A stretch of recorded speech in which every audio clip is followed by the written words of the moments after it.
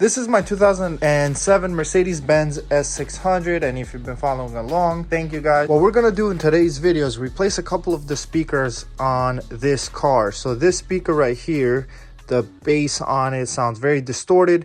Same thing on the driver's side, however this one's a little bit worse. And also the big amplifier in the back will get replaced as well. I found this kit on eBay, which had every single speaker on this car, including the amplifier, including the rear speakers, and it was about 280 bucks for everything. So not a bad deal. As long as everything works, it's actually a very good deal. It includes everything, even the smaller speakers, so it's pretty good. As long as everything works on here, it's actually a pretty good deal in my opinion. So let's go ahead, let's take this door panel off. So there's one T30 right over there that we have to take off.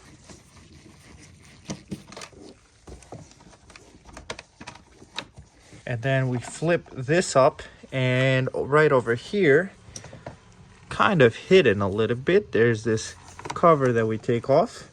And there's another screw deep in there. Take that off. And now I'm just gonna use a plastic pick. I believe that's all of the screws that there is. I'm gonna use this plastic trim tool, not a pick. This trim tool, try to get it between the panel, and once you can get your fingers underneath, you kind of just pull on this. Okay, the bottom is now loose, but we have to take off this right here. It just pulls off like that. That's the speaker, just put that to the side. Let's take off this as well. I don't know if there's any covers here. Shouldn't be.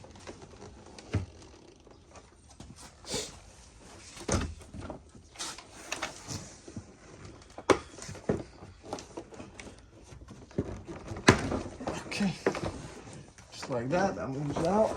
Now it's gonna be a little bit hard for me to show you guys, but there's a couple of connectors. So everything that connects to the door panel, we're gonna take that off. And we're also going to take this right here off.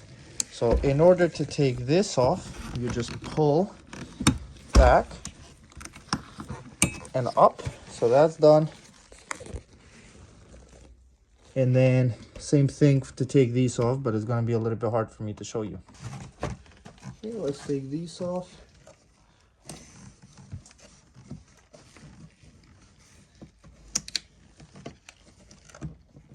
Be careful, don't stress the electrical connectors because they can break. So make sure you hold the weight of the door. Okay, and then there's one more here. If you have a pick, you can use a pick. There we go. Make sure you put this to the side. I like to put these in the trunk because that way it does not get damaged, does not get scratched. Here is our speakers. There's a connector in the back here, and we have these rivets that we have to take out. There's one rivet there.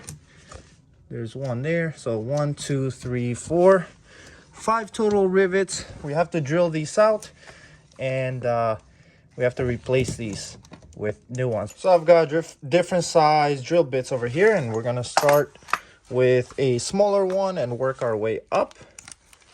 So let's start with this one up here.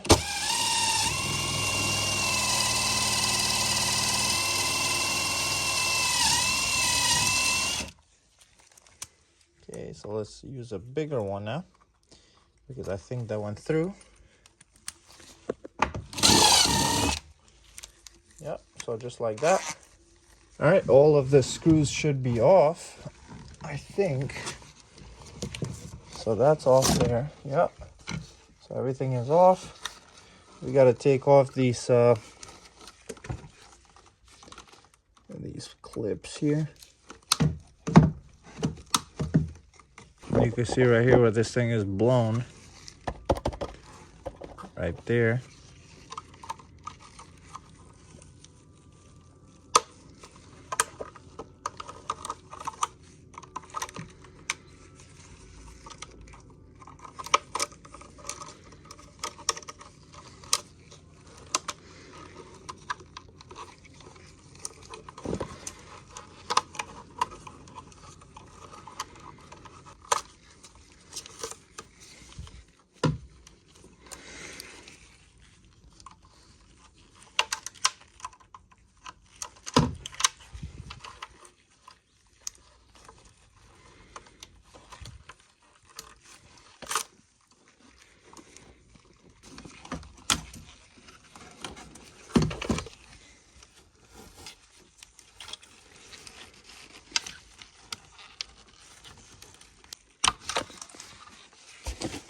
Okay, there we go.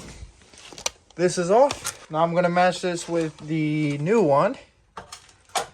But before we do that, we gotta drill out the rest of these rivets out of this hole. So what you don't wanna do is get a drill that's bigger than the hole. So what I'm gonna do is step down in size. And if I need to go a little bit bigger, I'll do that.